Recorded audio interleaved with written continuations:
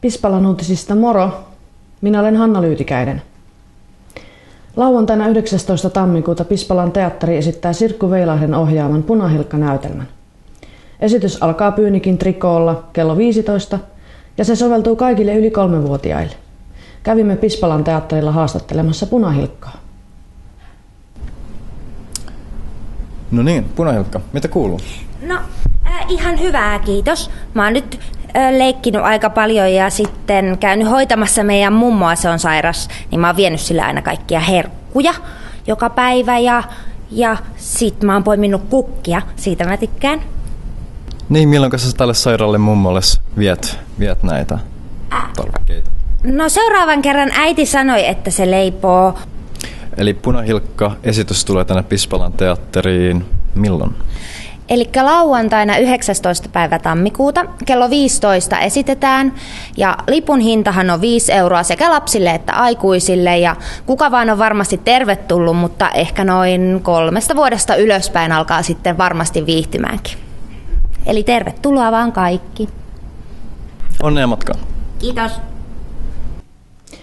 Pispalan ja Hyhkyn rajalla sijaitseva uittotunneli on pysynyt ihmisten puheissa pitkään. Pispalan uutiset on nyt saanut uutta ja ennen kuulumatonta tietoa tunnelin tulevasta käyttötarkoituksesta. Lauri, ole hyvä. Kiitos Hanna. Lauri ei kerinnyt tähän uutiseen. Tässä on Esko.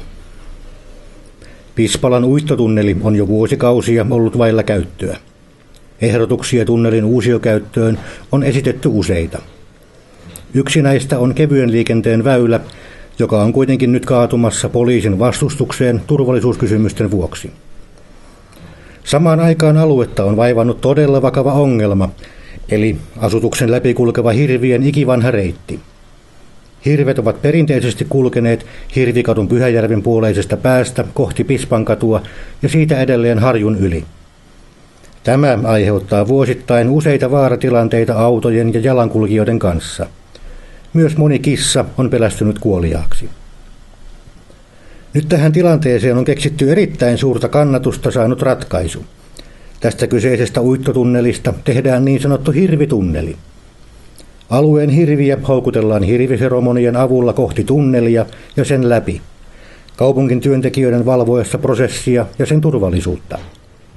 Tunnelia voitaisiin käyttää myös hevosten kuljetukseen, sillä täällä ei ketään syrjitä, vaikkei sarvia olisikaan. Hirvitunneli luo alueelle lukuisia uusia työpaikkoja sekä lisää entisestään muun muassa lapsiperheiden viihtyvyyttä. Kukapa ei Bambista tykkäisi. Viime vuoden kunnallisvaaleissa ensikertalaisena Tampereen kaupunginvaltuustoon valittiin pispalalainen Jari Niemelä. Tapasimme herra Niemelän varsin kirjavassa ympäristössä. Mitä nyt kuuluu, Jari? No kiitos kysymystä. Hyvää kuuluu. Itse asiassa voisi todeta näin, että Pispalalle kävi aika onnellisesti, koska Pispala sai 6 valtuutettua kaiken kaikkiaan. Heistä 3 uutta, minä yhtenä mukana. Ja nyt mennään siinä tilanteessa, että mut valittiin Tampereen yhdyskuntalautakunnan jäseneksi plus sitten lautakunnan alaisen ympäristö- ja rakennusjaoston jäseneksi. Ja no, kertalinttulla tuli vähän enemmänkin kuin mitä itse toivoin, eli minut valittiin myöskin kaupunginhallituksen varajäseneksi ja sitten kaupunginhallituksen henkilöstöjaoston varajäseneksi, että varaa on tietysti aina varaa, että ehkäpä muutaman kerran tässä kauden aikana sitten pääsee niihinkin kokouksiin, mutta tältä yhdyskuntalautakunnan työltä odotan kyllä paljon, koska se on mun sydäntäni lähellä, ovat nimenomaan maankäyttöön, kaavoitukseen, osittain liikenteeseenkin, rakentamiseen liittyvät seikat. Että ihan hyvillä mielin ja tosiaan nyt valtuustotyö alkaa ja sitten lautakuntatyö nyt ihan tässä näillä näppäimillä, että työ on alussa.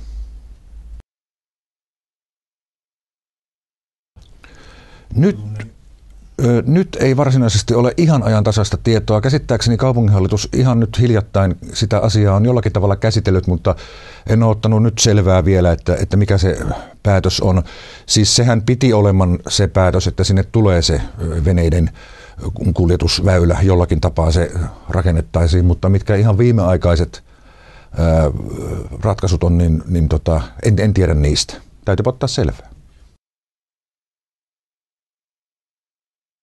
Joo, siitä en ole kyllä kuullut yhtään mitään. Ei sinänsä välttämättä huonompi ratkaisu, mutta olisiko se sitten avonainen molemmista päistä, että eläimet saisi kulkea sieltä. Siellähän kulkisi pian ihmisiäkin ja poliisihan on vastustanut sitä virkavalta kovasti, että siitä tehtäisiin tämmöinen niin kuin kevyen liikenteen tunneli. Ainakin takavuosina he ovat vedonneet siihen, että se olisi aika turvaton. Se on kuitenkin, mitä se nyt on, 250 metriä suunnilleen se putki.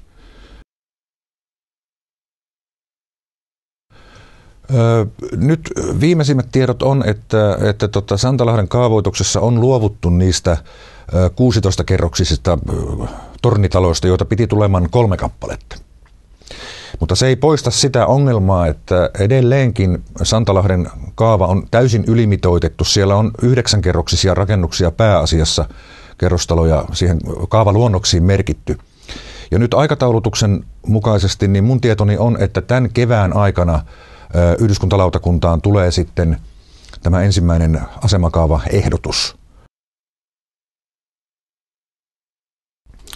Joo, noin vuosi sitten mut valittiin Lauri Viitaseuran puheenjohtajaksi ja olen siinä nyt sitten hyvän tiimin kanssa työskennellyt ja operoinut.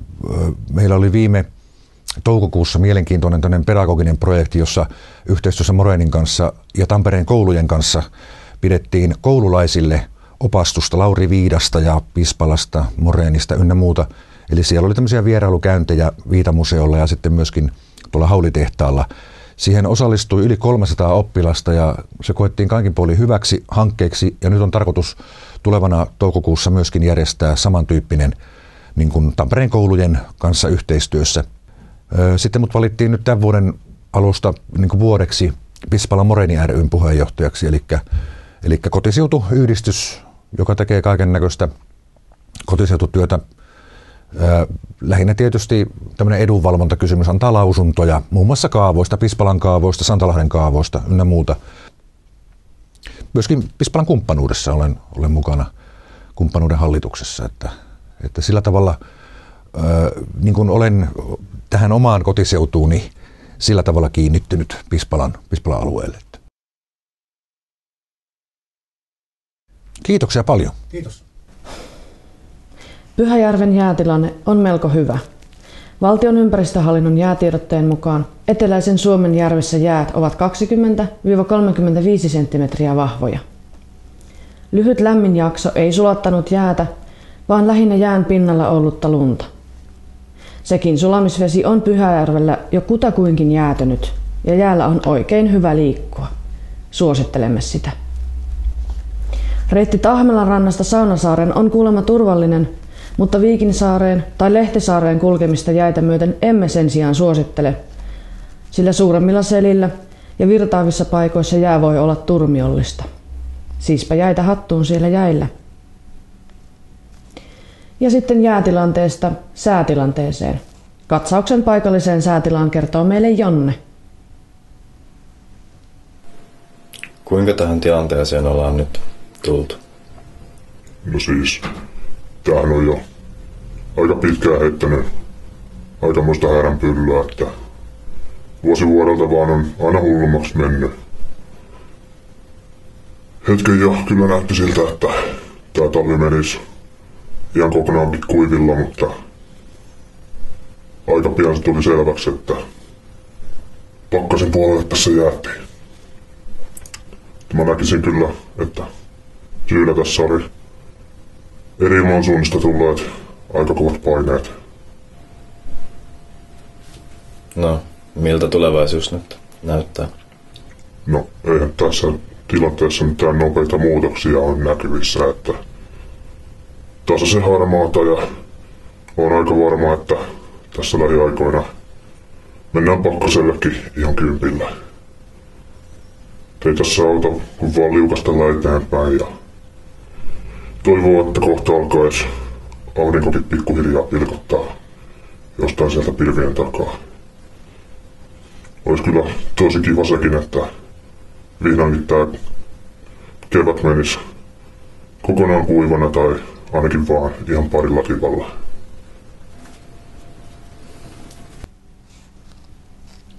ja oikein mukavaa päivänjatkoa. Se on moro!